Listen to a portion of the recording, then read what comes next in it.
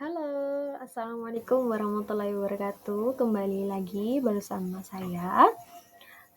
Di sini saya akan memaparkan tugas UAS penelitian lapangan pada mata kuliah Tradisi dan Pesantren 2. Tasawuf dan Tradisi Pesantren 2 yang diampuh oleh Bapak Syaifullah Yasin. Di sini saya mengambil penelitian yang ada di Pondok Pesantren Komarudin yang ada di Gresik. Jadi saya akan membahas ajaran tasawuf di Pondok Pesantren Komarudin Gresik ya. Untuk pendahuluannya, di sini saya akan membahas tentang perkembangannya. Di sini perkembangan pesantren tidak dapat dihindari karena lahirnya pesantren sendiri merupakan sebuah proses interaksi antara umat Islam Indonesia untuk memenuhi kebutuhan dasar mereka akan pendidikan Islam. Pola tersebut berulang-ulang dan kemudian menjadi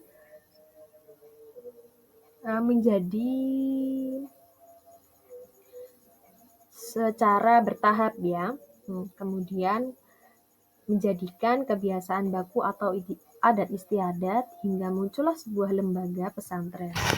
Nah, kemudian terbentuknya lembaga pesantren ini tidak hanya dipengaruhi oleh budaya masyarakat Indonesia tentunya ya, namun juga budaya dunia Islam. Kontak budaya antara masyarakat Indonesia dengan dunia Islam mendorong masyarakat Islam untuk mengadopsi tradisi Islam, sehingga mempengaruhi terbentuknya tradisi pesantren tersebut ya. Dengan demikian, pesantren sebenarnya mempunyai hubungan historis dengan lembaga-lembaga pra-Islam dan lembaga-lembaga pendidikan Islam di Timur Tengah. Jadi tidak hanya mempunyai sejarah di salah satu aja ya. Jadi bisa dari pra-Islam dan ada lembaga-lembaga pendidikan Islam lainnya. Seperti madrasah dan zawiyah. Dua, dalam perkembangannya pesantren terus menghadapi banyak kendala. Tentu perkembangan menjadi pesantren itu tentu ada kendalanya, nggak bisa berjalan mulus ya.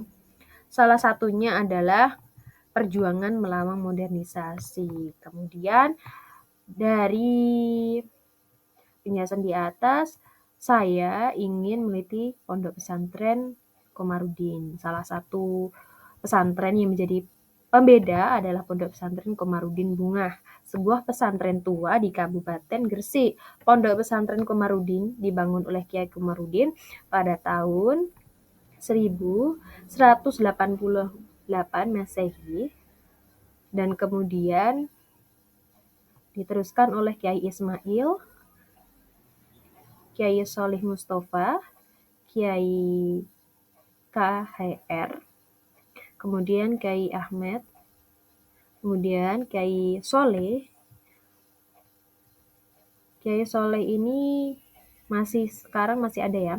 Jadi saat ini Pondok Pesantren Komarudin menyelenggarakan pendidikan formal. Jadi di dalam Pondok Pesantren Komarudin itu sendiri tidak hanya pendidikan informal, tapi formalnya juga ada, seperti ada SMA yang ada di situ, kemudian ada SMA Agama Banti Komarudin, dan ada teknik juga. Untuk materi selanjutnya yaitu metode yang saya lakukan dalam penelitian ini atau jurnal ini adalah di dalam peneliti menggunakan teknik kualitatif dalam pendekatan studi lapangan. Jadi ketika saya peneliti ingin mendapatkan data-data, saya menggunakan studi lapangan. Jadi sumber data yang diperoleh dalam penelitian ini dari informan atau narasumber peristiwa, bisa dari peristiwa atau aktivitas dokumen lain yang menunjang penelitian ini, serta studi pustaka. Teknik pengumpulan data dengan cara observasi, wawancara. Jadi kita datang ke tempatnya, kemudian kita wawancara, dan dokumentasi tentu bisa menjadi pendukung untuk data atau jurnal yang kita buat. Kemudian untuk materi selanjutnya, awal mula dari pesantren ya. Di sini ada beberapa pendapat. Salah satunya ada menurut Hanun, awal mula munculnya pesantren ya. Pendapat beliau mengatakan bahwa asal-usul pesantren dapat menjadi doa. Pendapat pertama menyatakan bahwa pesantren merupakan model dari sistem pendidikan Islam yang memiliki kesamaan dengan sistem pendidikan agama Hindu-Buddha dengan sistem asramanya. Pendapat kedua menyatakan bahwa pesantren diadopsi dari lembaga pendidikan Islam Timur Tengah. Dan ada tokoh lain yang mengatakan, yaitu Zawasyari, yang mengatakan bahwa pesantren khususnya yang ada di Jawa merupakan kombinasi antara madrasah dan pusat kegiatan tarekat, bukan antara Islam dengan Hindu-Buddha. Kemudian pesantren mempunyai kaitannya yang erat dengan tempat pendidikannya yang khas bagi kaum sufi ya. Pendapat ini berdasarkan fakta bahwa penerbitan Islam di Indonesia pada awalnya lebih dikenal dalam bentuk kegiatan tarekat. Hal ini ditandai dengan terbentuknya kelompok-kelompok tarekat yang melaksanakan amalan-amalan zikir dan wirid-wirid tertentu. Lebih lanjutnya, pendapat ini mengatakan bahwa pemimpin tarekat itu disebut kiai, yang mewajibkan para pengikutnya untuk melaksanakan suluk selama 40 hari dalam 1 tahun dengan cara tinggal bersama sesama anggota tarekat di sebuah masjid untuk melakukan ibadah-ibadah di bawah pimpinan kiai gitu ya. Jadi masih ada pembinaan dari kiainya sendiri, tidak bisa melakukan suluknya itu sendiri, nggak bisa ya. Jadi ada arahan-arahan dari kiai tersebut. Untuk sejarah dari pondok pesantren tersebut, saya sebagai peneliti juga harus mengetahui sejarah awalnya. Dan pada awalnya Kiai Komarudin, pendiri pesantren di Desa Negurahan dekat Tinggobowo, ini adalah masih awal ya, belum terbentuknya pesantren Komarudin, dan di mana itu terletak di Kecamatan Meduran, Kabupaten Lamongan. Pesantren yang didirikan itu diberi nama Pesantren Kanugrahan. Tahun berdirinya pesantren itu ditandai dengan Candra Sengkala atau Rupo Sariro Wernaning Jilman ya. Dalam waktu singkat, pesantren Kanugrahan sudah dikenal di daerah sekitarnya. Jumlah santrinya mencapai sekitar 300 orang atau jumlah yang sangat besar ukurannya waktu zaman itu ya. Maksudnya pada pendirian pondok tersebut. Beberapa tahun kemudian Kiai Komarudin ingin pergi ke Gresik ya.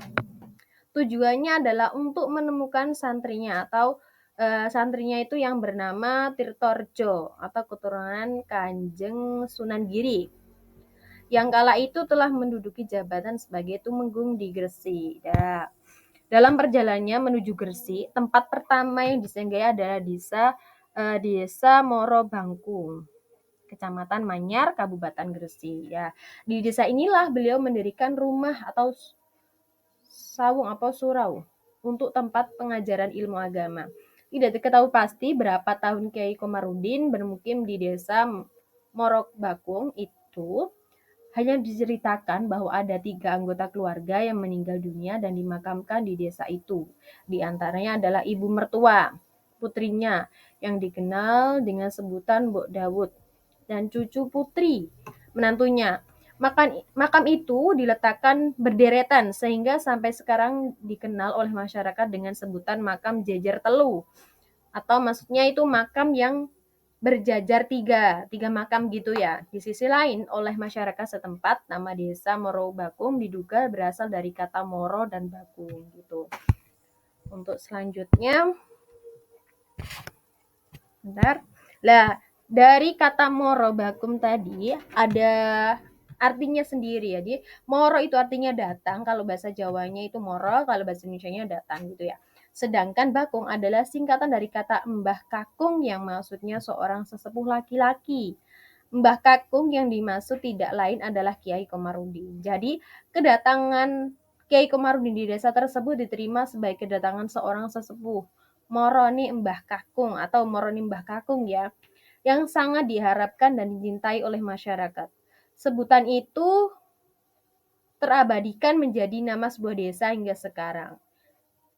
Tak lama kemudian, Kiai Komarudin meninggal dunia di desa Morobakum. Beliau pindah ke seberang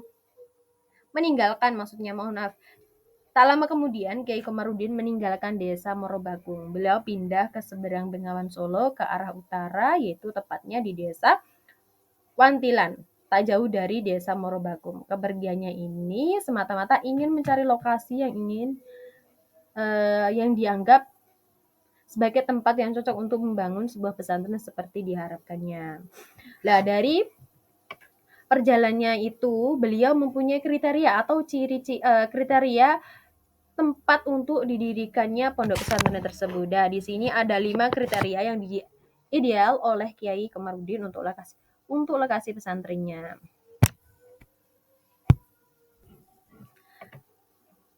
Dari kriteria tersebut ada 5.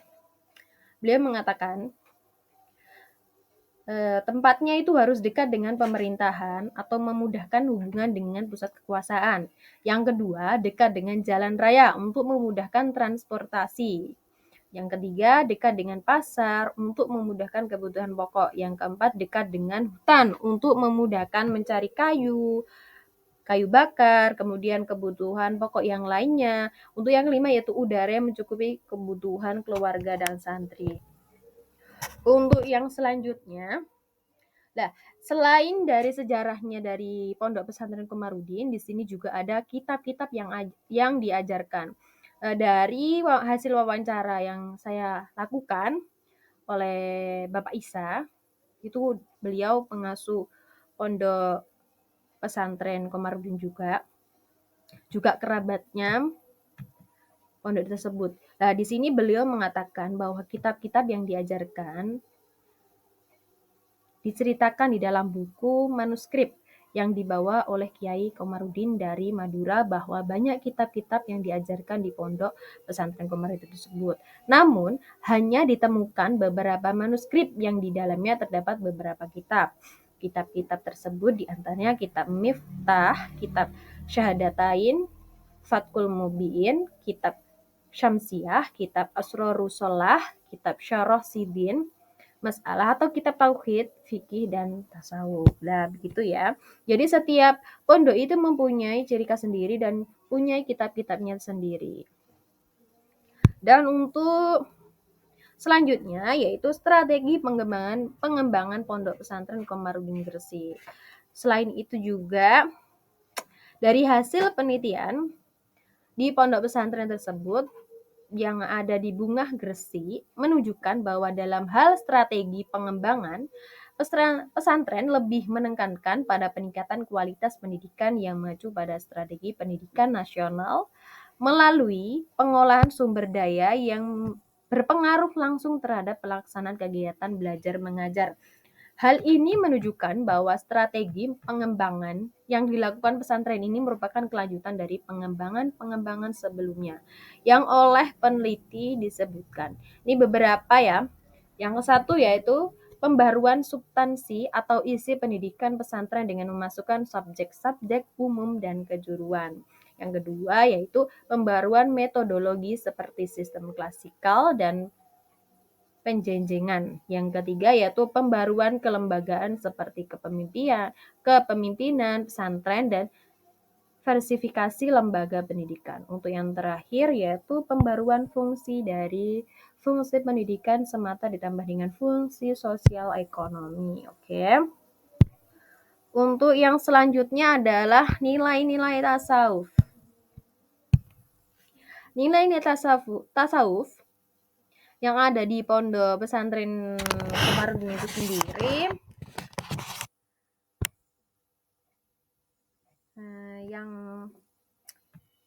yang ada di pondok tersebut menggunakan tarekat satoriyah dan berbagai riyadhah. Nah, kemudian riyadhah-riyadhahnya itu diantaranya adalah ditulis di manuskrip yang sudah saya jelaskan tadi, kitab-kitabnya, bahwa dituliskan oleh Abdurrahman bin Abdul Salam yang kemudian sudah menjadi tesis. Diceritakan di dalamnya di antaranya santri-santrinya riaduhnya makan daun mengkudu 1 lembar setiap harinya. Kalau makan nasi, nasinya dicampur kerikil gitu ya. Kalau dari manuskripnya tersebut. Untuk selanjutnya adalah kesimpulan. Dari beberapa materi yang sudah saya jelaskan, dapat ditarik kesimpulan bahwa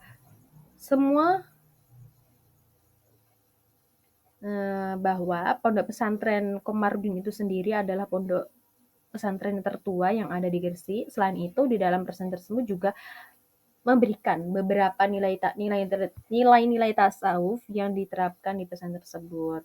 Kemudian selain nilai-nilai tasawuf juga ada strategi pengembangannya. Jadi di pondok tersebut tidak memfokuskan ke pondok saja, tapi juga ada formalnya. Dan selain itu juga ada kitab-kitabnya yang diajarkan di pondok tersebut. Oke, mungkin itu saja materi yang bisa saya sampaikan. Bila mana ada salah kata, saya mohon maaf. Wassalamualaikum warahmatullahi wabarakatuh.